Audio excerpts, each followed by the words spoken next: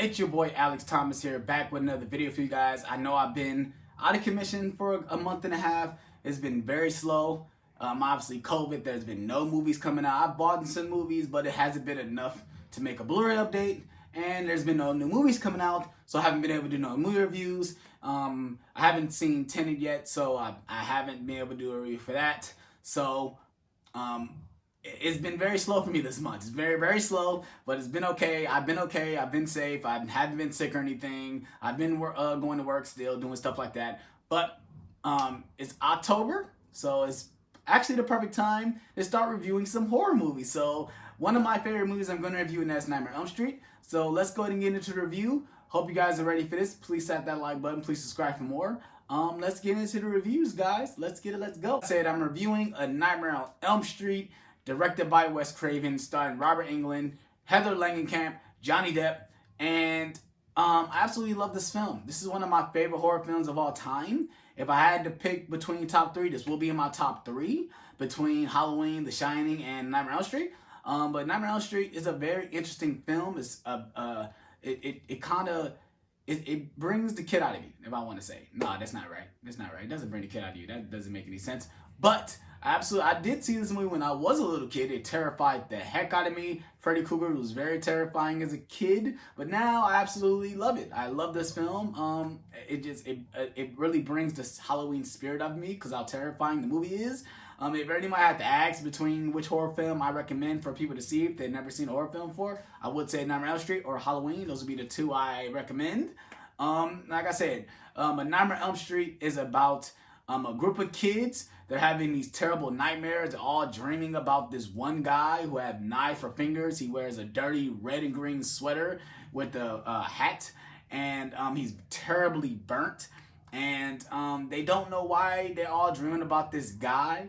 And somehow he wants to kill all these kids in their dreams, and they don't know why. And I absolutely love the mystery of it. And they come to term out, they find out that the guy name is Freddy Krueger, and they find out that he was burned alive by the parents of Elm Street because they found out that he was actually killing he was a child murderer and he was killing all the kids. He got put away. He actually won the trial and he got released, and the parents band together to kill him. Now he has come back as this evil demon-like character, and he's actually killing all the kids in their dreams, which is a very interesting concept. This movie was directed by Wes Craven and produced by Robert Shea. And this is the movie that kind of started New Line Cinema as we know it today. We got to give this movie credit because this is where New Line Cinema really picked up as a film production studio.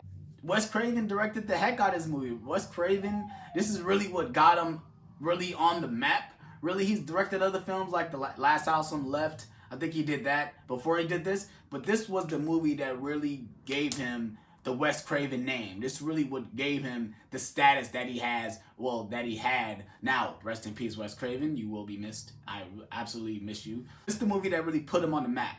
And I love the story of where he came up with this story. He found out, he actually read on some newspaper articles that a kid was basically trying to stay awake. His parents didn't know what to do. They kept giving him sleeping pills, and he wouldn't take the sleeping pills. He had a coffee maker hidden in his closet. Basically, he was trying to stay awake. And he got the idea, like, what if someone in his dream was the reason why he was trying to stay awake? What if someone was trying to hurt him in his dream? Because the parents, they found the kids finally fell asleep, but in the middle of the night, he was like tugging at the bed, and then he dropped dead. So the idea from them came like, what if someone was in his dream that was killing him in his dream? And I absolutely, the premise of this movie is very fantastic. It really is. Because who would ever thought that the thing that we need the most, that is sleep, is the thing that we can't do because someone in our dreams is trying to kill us. That's a crazy premise, and I absolutely love it as well. Gotta give the movie credit because a lot of this movie was done practically. There's a lot of things that they done in this film that they had to do because they had no budget. They had no money for no special effects or nothing, so they literally had to do everything practical. Like the scene where Freddy has his long arms, that's all done practically. When Freddy is in the scene where Nancy is laying in the bed and Freddy pops out the wall. That was all done practically, and I absolutely love it because it still works today. Most of the scenes that they done practically still work today, and I absolutely love this film for that. The cast. Robert Englund as Freddy Krueger is amazing. He really nailed this character, and I love this story of when they hired Robert Englund. They didn't think he was gonna work as Freddy. They really Wes Craven wanted to cast the older man, but then when they finally got Robert Englund in the makeup, it worked out because we didn't need to get older guy because he's gonna be covered in makeup. He's gonna look burnt, so it doesn't really matter. Like I said, Robert Englund is amazing as Freddy Krueger. He really nailed the role. Let's go ahead and get into the kids, the teenagers in this film. Heather Langenkamp as Nancy was amazing. That was actually perfect casting. I can't really see her in anything else. She really nailed the Nancy role in this film. This is actually Johnny Depp's first role in this movie, and he did a pretty decent job in this film as well. The other actors, the actor who played Tina was pretty good. Actually, I love the film starts with her. You think she's gonna be the lead, and then she dies in like the beginning of the film. It's kind of like she's kind of the red herring of the film. This movie has a great atmosphere. It feels very dreamlike, and I love that Wes Craven took the atmosphere because he brings in a lot of dreamy things into the film. I absolutely love it. The musical score in this film is fantastic as well. Just the 1-2 Freddy Coming For You jingle is very classic and just very noticeable. You know that jingle from this film, and I absolutely love that as well.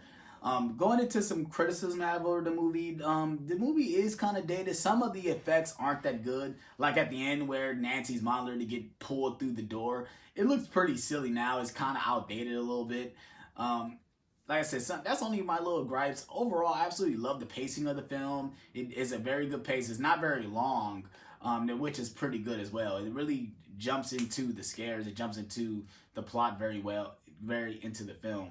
Like I said, some of the kills are very interesting. I love when Johnny Depp gets pulled into the bed and you just see the blood just splattering out of bed. It's a pretty interesting kill. I love the way the story on how they did that. They did it with a rotating room where they basically turned the room upside down and they poured like a bucket of water into the thing. So everything you see is basically upside down. And I love the story. Basically, it went wrong. Like the thing went wrong. Basically, the room was turning, and that's why the effect looked like everything is basically moving towards one side of the room because the room was basically turned. It was a disaster, but it turned out great because the effect worked. It looked amazing, and that's the one thing I got to give this movie credit because if you watch the documentary Never Sleep Again, it's basically a documentary on every single Freddy movie.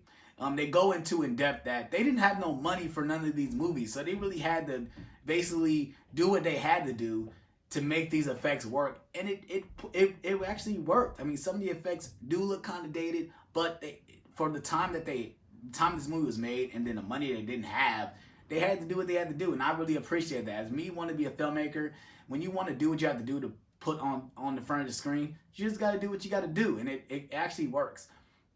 Overall, absolutely love this film. This is one of my favorite horror movies of all time. Robert Englund is this movie is a classic. In my opinion, this movie is a classic horror film.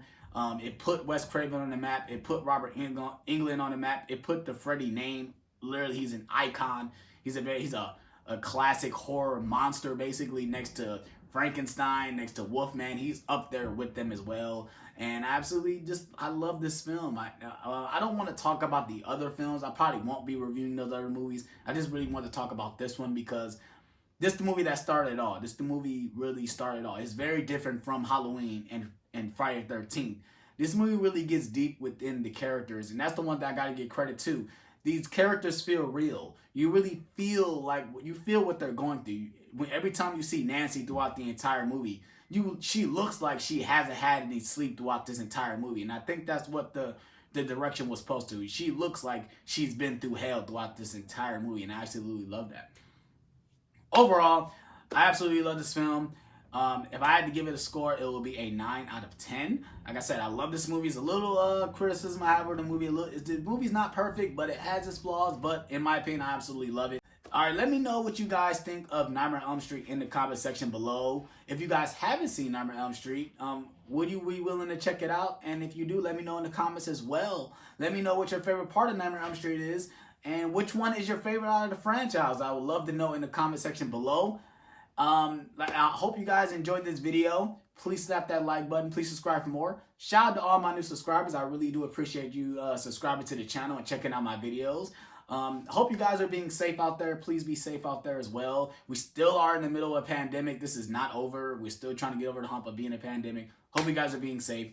More videos will be coming in the future as well. I will be doing a review for The Boys Season 2. After the season premiere, I will be doing a review over the full season. It will be full of spoilers, so be ready for that as well. And I'm honest with you guys. Peace.